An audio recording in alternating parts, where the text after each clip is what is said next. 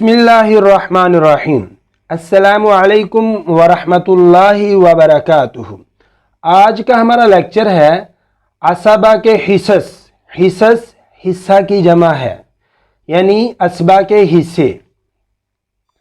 अगर तो आप हमारे इस चैनल पर बिल्कुल न्यू हैं, पहली दफ़ा सुन रहे हैं, तो आपसे गुजारिश है कि आप इस चैनल को सब्सक्राइब करें, लाइक करें और ज़्यादा से ज़्यादा शेयर करें और बेल आइकॉन का बटन दबाना ना भूलिए। और एक और भी याद रखने की बात है कि ये इंसानी कावश है इस हवाले से लेक्चर देना।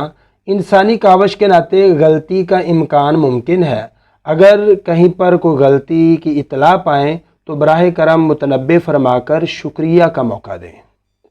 और एक बात और फिर कह दूं कि अक्सर साथी कुछ पर्सनल में ये इजहार कर रहे हैं, जी हमें कुछ टर्म्स की समझ नहीं आती।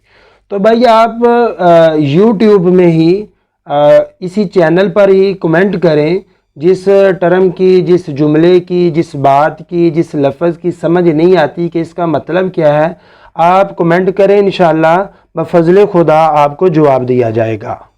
अच्छा जी, असबा के जो हिस्स हैं अगर एक ही तबका के हों, अगर असबा बिन नफ्स एक तबका में अकेला हो तो बाकी सारा माल उसी के मिलेगा, एक से ज़ायद हो तो सब में बराबर का तकसीम होगा।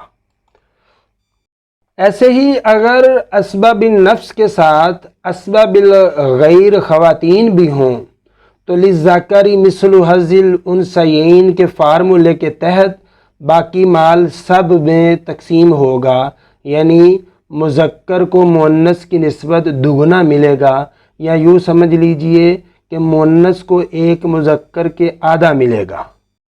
नोट: असबा माल गैर को असहाबुल फुरूज़ से बचा हुआ बाकी माल मिलेगा। अगर माल असहाबुल फ़राइज़ में ख़त्म हो जाए तो असबा को कुछ नहीं मिलेगा। इस हवाले से कुछ फ़ायदे भी हैं जी। उनमें से फ़ायदा नंबर 1 है, असबा बिन नफ्स में मुज़क्कर के तसलसल के साथ नस्ल जिस कदर दूर जाए सब असबा में शामिल होंगे और अपने से अकरब की अदम मौजूदगी में बतौर असबा वारस बनेंगे।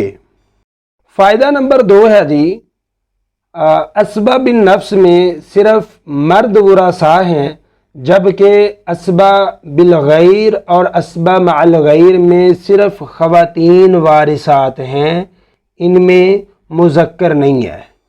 फ़ायदा नंबर 3 जी, आम तौर पर असबा बिल गैर की हालत में सारी ख़वातीन अपने जोड़े असबा बिन नफ्स की बहन होती है, लेकिन कभी आइनी बहन नहीं होती, बल्कि चचाजाद बहन बराबर के दर्जा की या ऊपर के दर्जा की होती है। ये मसला ख़ास तौर पर सिर्फ मसला तशबीब की सूरत में है।